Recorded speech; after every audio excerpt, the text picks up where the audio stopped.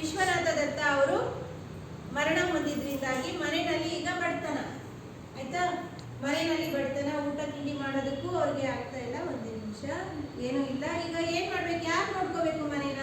ಅಮ್ಮ ನೋಡ್ಕೋಬೇಕು. ಆದ್ರೆ ಅಮ್ಮ ಮನೆ ಕೆಲಸನೂ ಮಾಡ್ಬೇಕಲ್ವಾ? ಹೋಗಿ ದುಡಿಯಕ್ಕಾಗದಿಲ್ವಲ್ಲ. ಈಗ ದೊಡ್ಡವನು ಯಾರು? ನರೇಂದ್ರನಾಥ ದತ್ತ. ಅವನೇನ್ ಮಾಡ್ತಾನೆ, ಹೋಗ್ಬಿಟ್ಟು ರಾಮಕೃಷ್ಣ ಹೇಳಿದ್ರು, ರಾಮಕೃಷ್ಣ ಪರಮಹಂಸರನ್ನ ಭೇಟಿಯಾಗಕ್ಕೆ ಹೋಗಿದ್ದ ಕತೆ ಹೇಳಿದ್ರೆ ಅಲ್ವಾ. ರಾಮಕೃಷ್ಣ ಪರಮಹಂಸರು ಹೇಳ್ತಾರೆ, ನೀನು ಮತ್ತೆ ಬರ್ತೀಯ, ನೀನು ಮತ್ತೆ ಬಂದೇ ಬರ್ತೀಯ, ನಿನ್ಗಾಗೇನೆ ನಾನು ಕಾಯ್ತಾ ಇದ್ದೆ ಇಷ್ಟು ವರ್ಷ. ಅವ್ರಿಗೆ ಗೊತ್ತಿತ್ತು ಸ್ವಾಮಿ ಇವರು ನರೇಂದ್ರ ಬಂದೇ ಬರ್ತಾನೆ ನನ್ನ ಬಳಿಗೆ ಅನ್ನೋದು ಗೊತ್ತಿತ್ತು. ಯಾಕೆ? ಧ್ಯಾನ ಯಾರು ಮಾಡ್ತಾರೆ ಅವ್ರಿಗೆ ಮುಂದೇನಾಗುತ್ತೆ ಅನ್ನೋದು ಗೊತ್ತಾಗುತ್ತೆ, ಹಿಂದೇನಾಗಿತ್ತು ಮುಂದೇನಾಗುತ್ತೆ ಎಲ್ಲ ಗೊತ್ತಾಗುತ್ತೆ. ಅಷ್ಟು ಧ್ಯಾನ ಮಾಡಿ ಮಾಡಿ ಆ ಶಕ್ತಿ ಪಡ್ಕೊಂಡಿರ್ತಾರೆ. ವಿವೇಕಾನಂದರ ಆಗ್ತಾರೆ ಇವರು ಅನ್ನೋದು ಗೊತ್ತಿರುತ್ತೆ ಅವ್ರಿಗೆ. ಅಂದ್ರೆ ಸನ್ಯಾಸಿ ಆಗ್ತಾನೆ ಈ ಹುಡುಗ ಅನ್ನೋದು ಅವ್ನ ಭವಿಷ್ಯನೂ ಗೊತ್ತಿರುತ್ತೆ ಇವರು, ಆಯ್ತಾ. ಅದರ ಮುಂದಿನ ವಿಚಾರವನ್ನು ತಿಳ್ಕೊಳ್ಳೋ ಶಕ್ತಿ ಅವ್ರಿಗಿತ್ತು. ರಾಮಕೃಷ್ಣ ಪರಮಹಂಸರಿಗೆ ನೀನು ಬರ್ತೀಯಾ ಅಂತ ನಮ್ಗೆ ಗೊತ್ತಿತ್ತು. ಮೊದಲು ಒಂದ್ಸರಿ ಭೇಟಿ ಆಗಿದ್ದಾಗ ಹೇಳಿರ್ತಾರೆ, ನಾನು ನಿನ್ನನ್ನ ಶಿಷ್ಯನಾಗಿ ಪಡಿಬೇಕು, ನೀನು ನನ್ನನ್ನು ಹುಡ್ಕೊಂಡ್ ಬರ್ತೀಯಾ ಅಂತ ಹೇಳಿರ್ತಾರೆ. ಅದೇ ಪ್ರಕಾರ ಆ ಹುಡುಗ ಬಂದಿದ್ದ. ಆಮೇಲೆ ಅವನು ವಾಪಸ್ ಹೊರಟೋಗ್ಬಿಟ್ಟಿದ್ದ, ಆಯ್ತಾ. ಈಗ ಏನಾಯ್ತು, ಆ ದಿನ ಬಂದ ನರೇಂದ್ರ ಬರ್ತಾನೆ. ನರೇಂದ್ರ ಬಂದು ಇವ್ರನ್ನ ರಾಮಕೃಷ್ಣ ಪರಮಹಂಸರನ್ನ ಕೇಳ್ತಾನೆ, ನಾನು ದೇವರನ್ನ ನೋಡಬೇಕು, ನೀವು ದೇವರನ್ನ ನೋಡಿದ್ದೀರಂತೆ, ದೇವ್ರನ್ನ ನೋಡಬೇಕು, ನನಗೂ ತೋರಿಸ್ತೀರಾ ಅಂತ. ಆಯಿತು ತೋರಿಸ್ತೀನಿ ಅಂತ ಹೇಳ್ತಾರೆ ಪರಮಹಂಸರು. ನೀವು ನಿಜವಾಗ್ಲೂ ನೋಡಿದ್ದೀರಾ, ಅವ್ರ ಜೊತೆ ಮಾತಾಡಿದ್ದೀರಾ ಅಂತ ಕೇಳ್ತಾನೆ ನರೇಂದ್ರ. ಹೌದು, ನಾನು ನೋಡಿದ್ದೀನಿ, ಮಾತಾಡಿದ್ದೀನಿ. ನಿನ್ನ ಜೊತೆ ಹೇಗೆ ಮಾತಾಡ್ತೀನೋ ಹಾಗೆ ದೇವ್ರ ಜೊತೆನೂ ಮಾತಾಡ್ತೀನಿ ನಾನು ಅಂತ ಹೇಳ್ತಾರೆ. ಹೌದಾ ಅಂತ ಆಶ್ಚರ್ಯ. ಆಮೇಲಿಂದ ಏನಾಗುತ್ತೆ, ಆಯಿತು ನನಗೆ ಕರ್ಕೊಂಡು ಹೋಗ್ತೀನಿ ಅಂತ ಹೇಳ್ತಾರೆ. ಧ್ಯಾನಕ್ಕೆ ಕರ್ಕೊಂಡು ಹೋಗ್ತಾರೆ. ಧ್ಯಾನಕ್ಕೆ ಅಂತ ಕೂತ್ಕೊಳ್ತಾರೆ ಇಬ್ಬರು. ರಾಮಕೃಷ್ಣ ಪರಮಹಂಸರು ಮುಂದೆ ಕೂತಿದ್ದಾರೆ. ಇಲ್ಲಿ ನರೇಂದ್ರ ಕಣ್ಮುಚ್ಚಿ ಕೂತ್ಕೋತಾನೆ. ಧ್ಯಾನ ಮಾಡೋಣ ಅಂತ ಕಣ್ಮುಚ್ಚಿ ಕೂತ್ಕೋತಾನೆ. ಕೂತ್ಕೊಂಡಾಗ ಏನಾಗುತ್ತೆ, ಪರಮಹಂಸರು ತಮ್ಮ ಕಾಲಿನ ಹೆಬ್ಬೆರಳನ್ನ ಅವ್ನು ಕೂತಿರ್ತಾನಲ್ಲ ಅವನ ತೊಡೆಗೆ ತಾಕಿಸ್ತಾರೆ. ಕಾಲಿನ ಹೆಬ್ಬೆರಳನ್ನ ಅವನ ತೊಡೆಗೆ ತಾಕಿಸ್ತಾರೆ. ತಾಕಿಸ್ತಿದ್ದಂಗೆ ಏನಾಗುತ್ತೆ, ಇಡೀ ಬ್ರಹ್ಮಾಂಡನೇ ಗಿರ ಗಿರ ಗಿರ ಗಿರ ಅಂತ ಸುತ್ತುತ್ತಾ ಇದೆಯೇನೋ ಅನ್ನೋ ಥರ ಆಗುತ್ತೆ. ಕರೆಂಟ್ ಏನಾರು ಹೊಡೆದ್ರೆ ಹೆಂಗಾಗುತ್ತೆ ಆ ಥರ ಜುಮ್ ಅನ್ಸುತ್ತೆ. ಒಂದ್ಸಲಿ ಇಲ್ಲಿ ತಾಕಿಸ್ಕೊತಿರಲ್ಲ ಅವಾಗ ನೋವತ್ತಲ್ವ, ಜುಮ್ ಅನ್ಸುತ್ತಲ್ಲ ಆ ಥರ ಕರೆಂಟ್ ಹೊಡೆದಂಗೆ ಆಗುತ್ತೆ. ತುಂಬ ಭಯ ಆಗೋಗುತ್ತೆ. ಬಿಟ್ಬಿಡಿ ಬಿಟ್ಬಿಡಿ ಬಿಟ್ಬಿಡಿ ನನ್ನ ಅಂತ ಅವನು ಬೇಡ್ಕೊಳ್ತಾನೆ. ನನ್ನ ಮನೆಗೆ ಹೋಗ್ಬೇಕು, ಬಿಟ್ಬಿಡಿ ಬಿಟ್ಬಿಡಿ ಅಂತ. ಆಮೇಲಿಂದ ಅವರು ಕಾಲನ್ನ ಹಿಂದೆ ತಗೊಳ್ತಾರೆ. ಆವಾಗ ಅವ್ರಿಗೆ ಸರಿ ಹೋಗುತ್ತೆ, ಎಲ್ಲ ಸರಿ ಹೋಗುತ್ತೆ. ಧ್ಯಾನದಿಂದ ಏನ್ ಬೇಕಾದ್ರೂ ನೋಡ್ಬೋದು, ಇಡೀ ಪ್ರಪಂಚನೇ ನೀನು ಗಮನಿಸ್ಬಹುದು. ಆ ಶಕ್ತಿ ನೀನಲ್ಲಿದೆ ಅನ್ನೋದನ್ನ ತೋರಿಸ್ಕೊಡ್ತಾರೆ. ಅಂದ್ರೆ ಯಾವ ಸ್ಥಿತಿಗೆ ಬೇಕಾದ್ರೂ ಆ ಧ್ಯಾನ ನಮ್ಮನ್ನ ಕರ್ಕೊಂಡು ಹೋಗುತ್ತೆ, ನಮ್ಮ ಮನಸ್ಸನ್ನ ಆ ಸ್ಥಿತಿಗೆ ಕರ್ಕೊಂಡು ಹೋಗುತ್ತೆ ಅನ್ನೋದನ್ನ ತೋರಿಸ್ತಾರೆ. ದೇವರ ಜೊತೆ ಈಗ ಅವನು ಕೇಳಬೇಕಾಗಿತ್ತು. ರಾಮಕೃಷ್ಣ ಪರಮಹಂಸರು ಕಾಳಿಕಾ ದೇವಿಯನ್ನ ಪೂಜಿಸ್ತಾ ಇದ್ರು. ಹಾಗಾಗಿ ದೇವಿ ಹತ್ರ ಏನ್ ಬೇಕೋ ಅದನ್ನ ಬೇಡ್ಕೊಳ್ತಾ ಇದ್ರು. ಈಗ ನರೇಂದ್ರ ಬಂದಿದ್ದಾನೆ. ನರೇಂದ್ರ ಬಂದವನು ಅವನೇನ್ ಕೇಳಕ್ ಬಂದಿದ್ದಾನೆ ಅಂದ್ರೆ, ನನಗೆ ಕೆಲಸ ಬೇಕು, ಕೆಲಸ ಮಾಡಿದ್ರೆ ತಾನೇ ದುಡ್ಡು ಬರುತ್ತೆ ಅಲ್ವಾ ಮಕ್ಕಳೇ? ಯಾರು ಸುಮ್ಮನೆ ದುಡ್ಡು ಕೊಡ್ತಾರ? ಕೆಲಸ ಮಾಡಬೇಕು, ಕೆಲಸಕ್ಕೆ ತಕ್ಕಂತ ದುಡ್ಡು ತಗೋಬೇಕು. ಅದಕ್ಕೆ ನಮ್ಗೊಂದು ಒಳ್ಳೆ ಕೆಲಸ ಕೊಡಿಸ್ಕೊಡಿ ಅಂತ ಕೇಳಕ್ ಬಂದಿದ್ದಾನೆ. ಅದಕ್ಕೆ ಪರಮಹಂಸರು ಹೇಳಿದ್ರು, ನಾನು ಕೇಳಲ್ಲ, ಕಾಳಿಕಾ ದೇವಿ ಯಾರು ಕೇಳಬೇಕು? ನೀನೇ ಕೇಳಬೇಕು. ಹೋಗಿ ಕಾಳಿಕಾ ದೇವಿ ಹತ್ರ ಹೋಗ್ಬಿಟ್ಟು ಕೇಳ್ಕೊಂಡು ನಿಂಗೆ ಏನು ಬೇಕು ಕೇಳು ಅಂತ ಅಂದಾಗ ಅವ್ನು ಹೋಗ್ತಾನೆ. ಹೋಗ್ಬಿಟ್ಟು ದೇವ್ರ ಮುಂದೆ ಕೈ ಮುಕ್ಕೊಂಡು ನಿಂತ್ಕೊಂಡ ತಕ್ಷಣ, ನಾವು ಎಲ್ಲ ದೇವಸ್ಥಾನಕ್ಕೆ ಹೋಗ್ತೀವಲ್ವಾ, ಹೋದಾಗ ನಮ್ಗೆ ಏನು ಬೇಕು ನಾವು ಕೇಳ್ಕೊತೀವಿ ಅಲ್ವಾ. ಇವ್ರು ಹೋಗ್ತಾನೆ, ಹೋಗ್ಬಿಟ್ಟು ಕೇಳ್ತಾನೆ. ಏನಂತ ಕೇಳ್ತಾನೆ ಗೊತ್ತಾ? ನನಗೆ ಜ್ಞಾನ ಕೊಡು, ವೈರಾಗ್ಯ ಕೊಡು, ಭಕ್ತಿ ಕೊಡು ಅಂತ ಕೇಳ್ತಾನೆ. ದುಡ್ಡು ಕೊಡು ಅಂತ ಕೇಳೋದೇ ಇಲ್ಲ. ಜ್ಞಾನ, ವೈರಾಗ್ಯ, ಭಕ್ತಿ ಈ ಮೂರನ್ನ ಕೊಡು ತಾಯಿ. ವಿದ್ಯೆ ಕೊಡು, ವಿವೇಚನೆ ಕೊಡು ಅಂತ ಹೇಳಿ ಜ್ಞಾನವನ್ನ ಕೇಳ್ಕೊಂಡ್ಬರ್ತಾನೆ. ಬಂದಾಗ ರಾಮಕೃಷ್ಣ ಪರಮಹಂಸರ ಹತ್ರ ಬಂದ್ಬಿಟ್ಟು ಕೇಳ್ತಾನೆ, ಕೇಳಿದೆ ಅಂತ. ಏನು ಕೇಳಿದೆ? ಜ್ಞಾನ ಕೊಡು, ವೈರಾಗ್ಯ ಕೊಡು, ವಿದ್ಯೆ ಕೊಡು, ವಿವೇಚನೆ ಕೊಡು ಅಂತ ಕೇಳಿದೆ. ದುಡ್ಡು ಕೊಡು ಅಂತ ತಾನೇ ನೀನು ಕೇಳಬೇಕಾಗಿತ್ತು, ಯಾಕೆ ಮರ್ತೋದ್ಯಾ? ಹೋಗು ಹೋಗು, ಇನ್ನೊಂದ್ಸಲಿ ಕೇಳು ಅಂತ ಕಳಿಸ್ತಾರೆ. ಇನ್ನೊಂದ್ಸಲಿ ಹೋದ್ರೆ ಏನಾಗುತ್ತೆ, ತಿರ್ಗಾ ಅದನ್ನೇ ಕೇಳ್ಕೊ. ಅವಾಗ ಅವ್ರಿಗೆ ಗೊತ್ತಾಗತ್ತೆ, ನನಗೆ ಬೇಕಾಗಿರೋದು ಇದೇನೆ. ವೈರಾಗ್ಯ ಅಂದ್ರೇನು?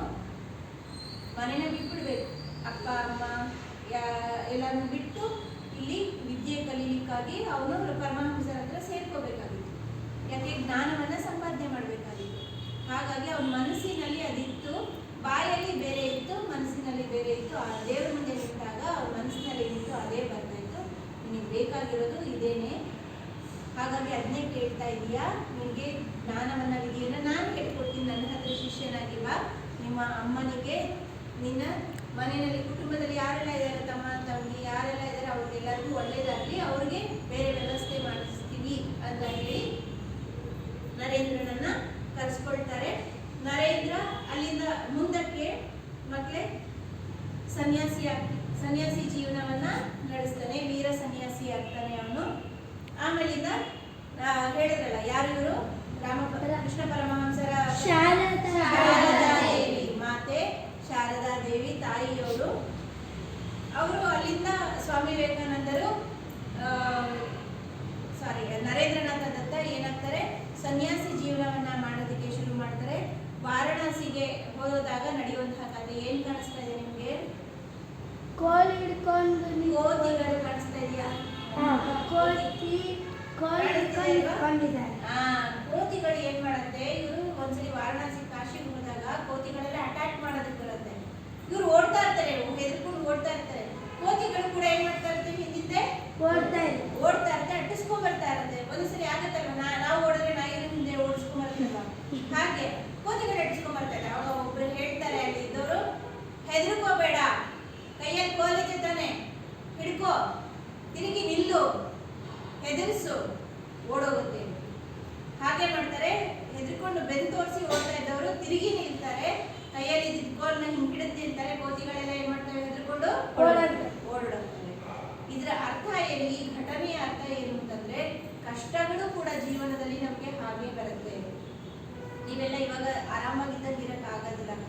ಏನೋ ಒಂದು ಹೇಗ್ ಬೇಕಾದ್ರೂ ನಮ್ ಜೀವನ ಹೀಗೆ ಇರುತ್ತೆ ಅಂತ ಹೇಳಕ್ಕಾಗಲ್ಲ. ಕಷ್ಟಗಳು ಬರ್ಬೋದು. ಆ ಕಷ್ಟಗಳು ಬಂದಾಗ ಅಯ್ಯೋ ಕಷ್ಟ ಬಂದಲ್ಲ ಅಂತ ಹೆದರ್ಕೊಂಡು ಓಡೋಗ್ಬಾರ್ದು. ಏನ್ ಮಾಡ್ಬೇಕು, ಎದುರಿಸ್ಬೇಕು. ನನ್ನ ಕೈಲಿ ಸಾಧ್ಯ, ಚಾಲೆಂಜ್ ತರ ತಗೋಬೇಕು. ಯಾಕಾಗಲ್ಲ, ನನ್ನ ಕೈಲಿ ಆಗತ್ತೆ, ನಾನು ಮಾಡ್ತೀನಿ ಅಂತ ಹೇಳಿ ಮಾಡಬೇಕು. ಹಾಗೆ ಅವರು ಈ ಒಂದು ಪಾಠವನ್ನ ಆ ಕೋತಿಯ ಘಟನೆಯಿಂದ ಕಲಿತಾರೆ. ನಿಮ್ಗೂ ಇದು ಒಂದು ಪಾಠ ತರ ಆಯ್ತಾ, ಕಷ್ಟಗಳು ಬಂದಾಗ ಹೆದರಬಾರ್ದು ಅಂತ. ಮತ್ತೆ ಇನ್ನೊಂದು ವಿಷಯ ಮಕ್ಕಳೇ, ಇವರು ಸ್ವಲ್ಪ ದಿವಸ ಎಲ್ಲ ರಾಮಕೃಷ್ಣ ಪರಮಹಂಸರ ಜೊತೆಗೆ ವಿದ್ಯೆಯನ್ನು ಕಲಿತಾರೆ, ಎಲ್ಲ ಆಗತ್ತೆ. ಆಮೇಲೆ ಪರಮಹಂಸರು ಕೂಡ ಮರಣ ಹೊಂದ್ತಾರೆ. ಅವರಿಗೆ ಗಂಟಲಿನ ಕ್ಯಾನ್ಸರ್ ಇರುತ್ತೆ. ಹಾಗಾಗಿ ಕೊಂಕೊನೆಯಲ್ಲಿ ಮಾತಾಡೋಕ್ಕೂ ಆಗಲ್ಲ. ಅವರು ಅವರ ಶಿಷ್ಯರು ಯಾರಿರ್ತಾರೆ, ಪರಮಹಂಸರ ಶಿಷ್ಯರು ಅವ್ರಿಗೆ ಹೇಳ್ತಾರೆ, ಇನ್ನು ಮುಂದೆ ನರೇಂದ್ರನೇ ನಿಮಗೆ ಲೀಡರ್, ನಾಯಕ. ಅವ್ನು ಹೇಳ್ದಂಗೆ ನೀವೆಲ್ಲ ಕೇಳಬೇಕು. ಅವನ ಜೊತೆಗೆ ನೀವು ಕೂಡ ಇಡೀ ದೇಶ ಎಲ್ಲ ಸಂಚಾರ ಮಾಡಿ ಅವನ ಜೊತೆಗೆ ಎಲ್ಲ ದೇಶದ ಜನಗಳಿಗೆ ಒಳ್ಳೇದಾಗೋ ರೀತಿಯಲ್ಲಿ ಮಾಡಿ ಅಂತ ಹೇಳ್ತಾರೆ. ಅದಾದ್ಮೇಲೆ ನೋಡಿ, ಇದು ಕನ್ಯಾಕುಮಾರಿ ಕಾಣಿಸ್ತಿದ್ಯಾ?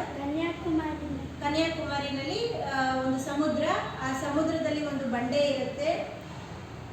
ಆ ಬಂಡೆಗೆ ಅವರು ಈಜ್ಕೊಂಡು ಹೋಗಿ ಆ ಬಂಡೆಯ ಮೇಲೆ ಕೂತ್ಕೊಂಡು ಏನ್ ಮಾಡ್ತಾರೆ, ಧ್ಯಾನ ಮಾಡ್ತಾರೆ. ಇದಕ್ ಮುಂಚೆ ಏನಂದ್ರೆ ನಾವೊಂದು ವಿಚಾರವನ್ನು ತಿಳ್ಕೋಬೇಕು. ಅವರು ಕನ್ಯಾಕುಮಾರಿಗೆ ಹೋಗೋದಕ್ಕಿಂತ ಮುಂಚೆ ಇಡೀ ಭಾರತ ದೇಶವನ್ನ ಕಾಲ್ನಡಿಗೆಯಲ್ಲಿ ಆಯ್ತಾ, ಕಾಲ್ನಡಿಗೆಯಲ್ಲಿ ಎಲ್ಲ ಕಡೆ ಕಾಶ್ಮೀರದಿಂದ ಕನ್ಯಾಕುಮಾರಿ ತನಕ ಎಲ್ಲಾ ಊರುಗಳನ್ನು ಸುತ್ಕೊಂಡು ಬರ್ತಾರೆ. ಕೆಲವು ಸರಿ ರೈಲು ಅದರೆಲ್ಲ ಹೋಗ್ಬೋದು ಆಗದಿರುವಂಥ ಕಡೆಗೆ, ಆದರೆ ಹೆಚ್ಚಿನ ಸಮಯ ಕಾಲ್ನಡಿಗೆಯಲ್ಲಿ ಹೋಗಿ ಎಲ್ಲೆಲ್ಲಿ ಜನರನ್ನ ಭೇಟಿಯಾಗಕ್ಕಾಗುತ್ತೋ ಅದೆಲ್ಲ ನೋಡ್ತಾರೆ.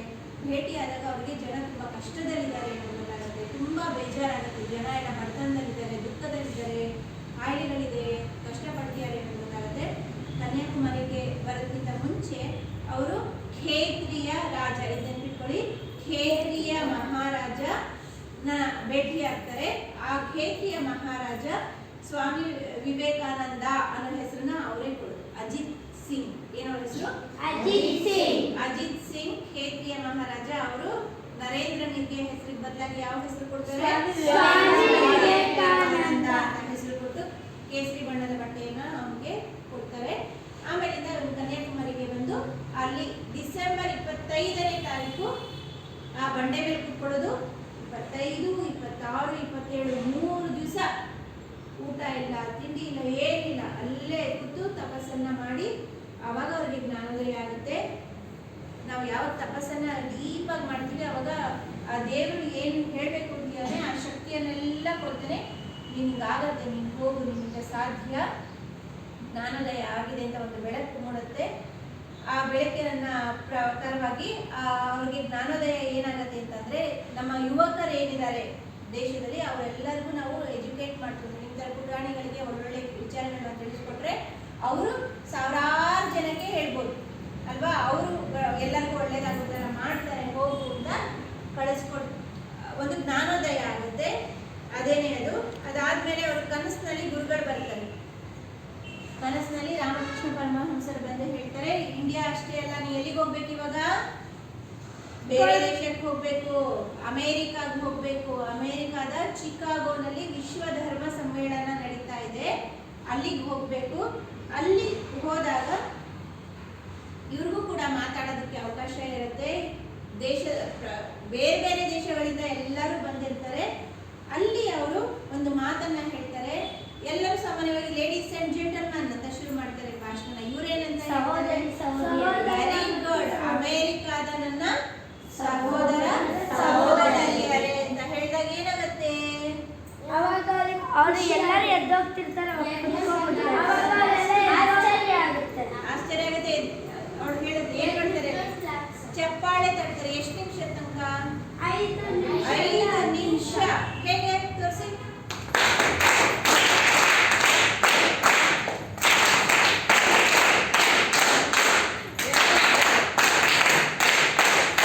Very nice. ಅಲ್ಲಿ ಅವ್ರು ಏನು ಭಾಷಣವನ್ನ ಮಾಡಿದ್ರು ಮಕ್ಕಳೇ, ಇವತ್ತಿಗೂ ಕೂಡ ಅಲ್ಲಿ ಈ ಮೆಟ್ಲುಗಳಿದೆ.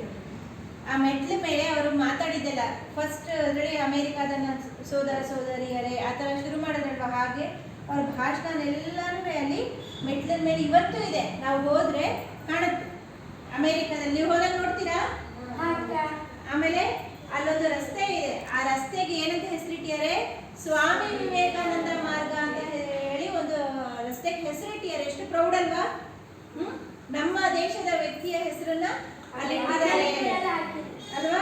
ತುಂಬಾ ಖುಷಿ ಅನ್ಸುತ್ತೆ ಅಲ್ವಾ? ಅದೆಲ್ಲವನ್ನ ನಾವು ತಿಳ್ಕೊಳ್ಬೇಕು. ಆಮೇಲೆ ಅಲ್ಲಿ ಅಮೇರಿಕಾದಲ್ಲಿ ಅವರಿಗೆ ಎಲ್ಲಾ ತರ, ಅಲ್ಲೊಬ್ಬ ರಾಜ ನಮ್ಮ ಮನೆಯಲ್ಲಿ ಇಳ್ಕೊಳ್ಳೋದಕ್ಕೆ ಜಾಗ ಇರುತ್ತೆ. ಆದ್ರೆ ಒಳ್ಳೆ ಹಾಸಿಗೆ ಇದ್ರು ಕೂಡ ಅವ್ರು ಎಲ್ಲಿ ಮಲಗ್ತಾ ಇದ್ರು?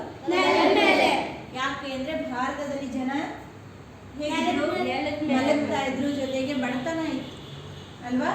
ನನಗೆ ಈಗ ಶ್ರೀಮಂತಿಕೆ ಇದೆ ಅಂತ ಹೇಳಿ ನಾನು ಹಾಸಿಗೆ ಮೇಲೆ ಮಲಗಬಾರ್ದು, ನೆಲದ ಮೇಲೆ ಮಲ್ಕೋಬೇಕು ಅಂತ ಅವರು ನೆಲದ ಮೇಲೆ ಮಲಗ್ತಿದ್ದಾಗ ಅವ್ರಿಗೆ ಕನಸಿನಲ್ಲಿ ಇಲ್ಲಿ ಯಾರು ಬರ್ತಾರೆ?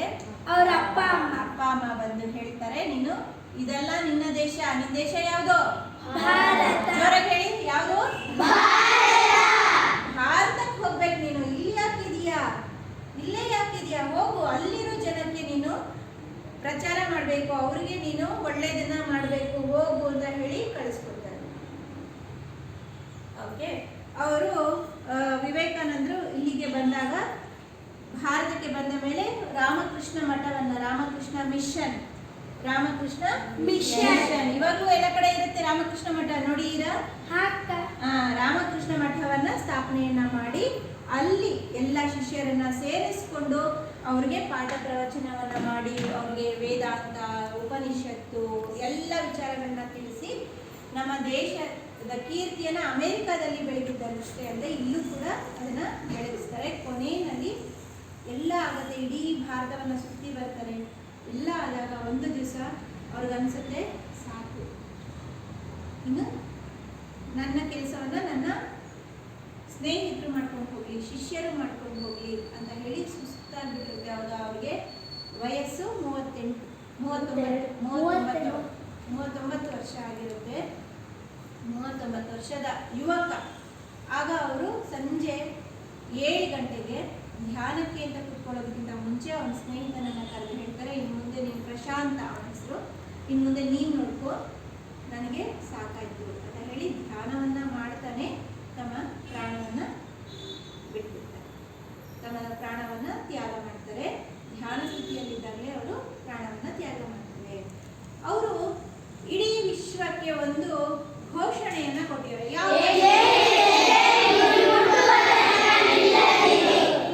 Very good. So sweet. So sweet. ಇವಿಷ್ಟು ವಿಚಾರವನ್ನ ನಾವು ಇವತ್ತು ತಿಳ್ಕೊಂಡ್ವಿ. ಇನ್ಯಾವ್ದಾದ್ರು ಸ್ಲೋಗನ್ ಗೊತ್ತಾ ನಿಮಗೆ?